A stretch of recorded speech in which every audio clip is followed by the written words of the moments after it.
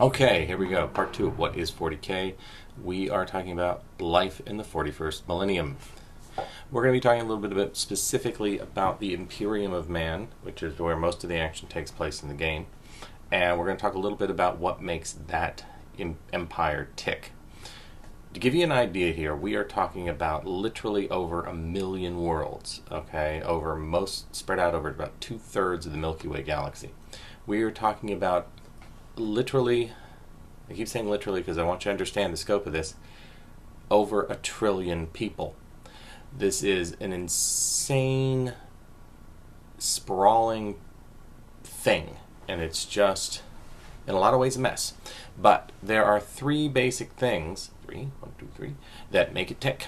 One is the nigh-universal worship of the God Emperor of Terra, and this is perpetuated and supported and continued by the church, which is the ecclesiarchy, and this is the idea that the God Emperor is this beneficent, perfect, all-knowing, all-seeing, basically God, and the idea that he saved humanity and he forged the empire and everything is done in his name, and from the golden throne he can still see you and he's got his eye on you and he's looking out for you, and everything that everyone does is for the glory and the benefit of the emperor and the empire.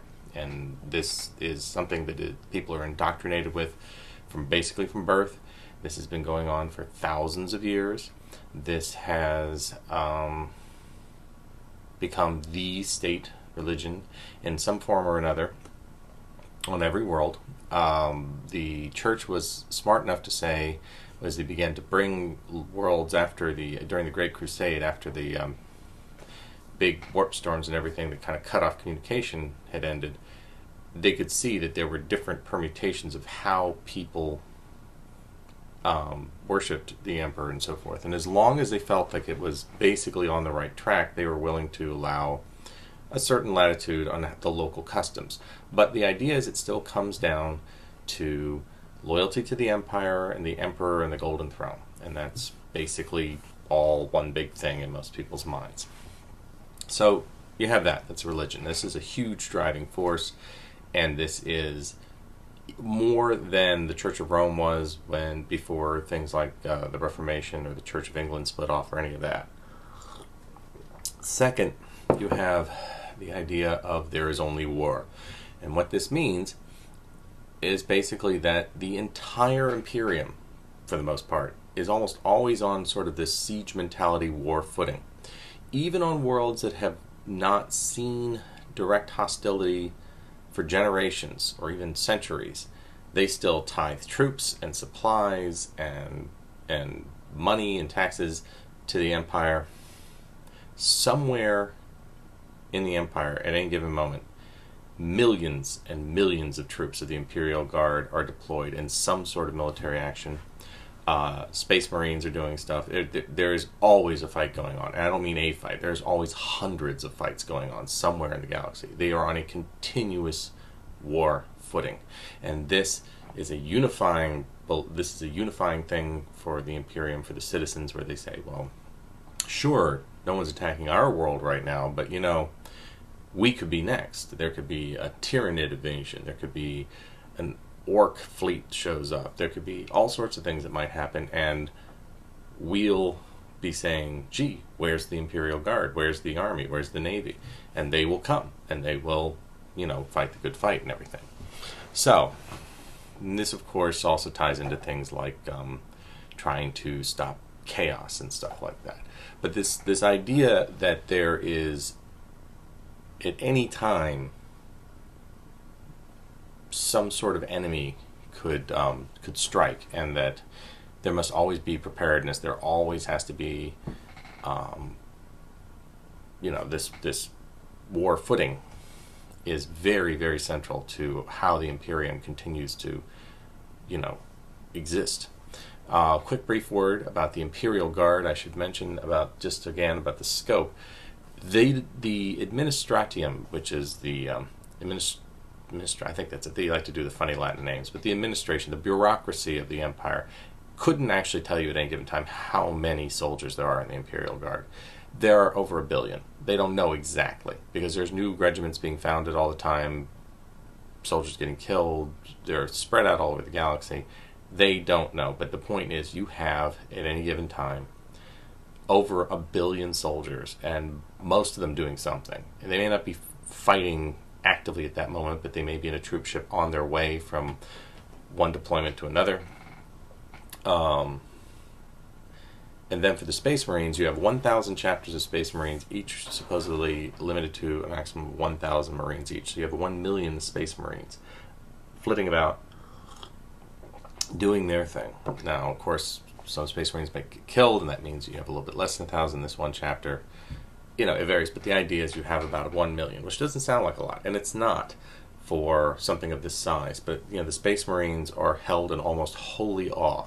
The idea that they are more than human, they are the angels of death, and they are held in, like, literally in, like, almost a religious.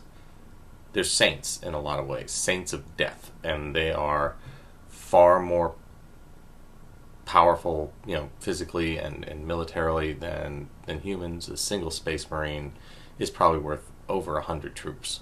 They're brutal. They're totally dedicated to their cause. They have no, you know, personal lives or anything like that. It's just duty, honor, war, the craft of death. That's what they practice. Anyway, that's the military. The third thing is the society. On a lot of levels, the Imperium of 40K is an aristocracy. You have things like planetary governors, and you'll have governors of a sector and things like this. And these are a lot like in, you know, Imperial China or something, like magistrates and things like that. And there's in most worlds, there's very much a sense of these people are of a higher class. You do have worlds that are feudal, and you'll have things like barons and princes and things like that. You have things like the High Lords of Terra, who are sort of like a ruling council that help interpret the Emperor's wishes and that sort of thing.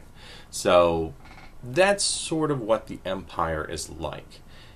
And you probably are sitting there thinking about the size, the scope, the numbers, and all that, and you're saying, well, how can this thing survive? This is crazy. It's just insane. And the truth is, it is kind of crazy. And okay, it's a game, but the other thing to keep in mind is one of the themes running through the 40K universe is the idea that the Empire, it's not teetering on the brink of just self-destruction, but that's definitely there. And the idea that it has to remain strong, and as long as it can maintain this balancing act between the religious aspect and cultural aspects that are supporting the military campaigns, and all this reinforces the social order, and they all kind of like work together. And as long as they're all kind of meshed and working in concert, it hangs together by a thread. The difficulty is you can take something like, oh no, there's an alien, the Tau, the Orcs, the Tyranids, whatever it is, and they're coming, and their chaos troops are coming, and they're going to wipe out this world or something like that, and everyone's like hunkers down and gets ready to fight the good fight. And that's great, and everybody kind of, that unifies people. Then you have, you know, the enemy within, to borrow a Warhammer Fantasy term. And there you'll have things like, you know, heretical cultists. Now, what's interesting is, of course, because the political culture and the religious culture are so tightly meshed, it is heretical to protest the government in most cases. There's a certain level of free speech depending on what world you're on, but the idea to criticize the government is to criticize the emperor, which is heresy, religious heresy. So you have things like that. You have secessionists. One of the things the Imperial Guard has to do a lot is put down rebellions, where some world says, forget this is crazy, we're going to go our own way, or we're going to, you know, do something else, and we don't want to be part of the Empire anymore. Well, here comes the troops, and they're going to squash that rebellion. And then, of course, you have the Inquisition.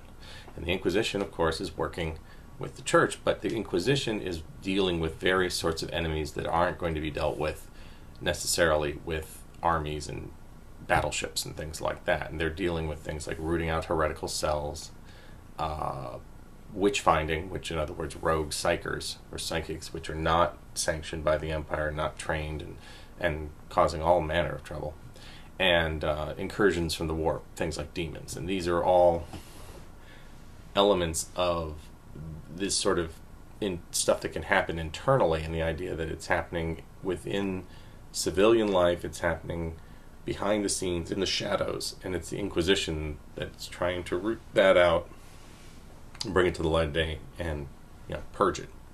So that's life in the 41st millennium. That's what it's like. It's grim, it's sprawling, it's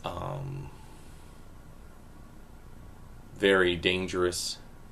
It's so massive that everyone is just a cog in the machine. Even people who are noteworthy are still just a tiny speck in the overall scheme of things.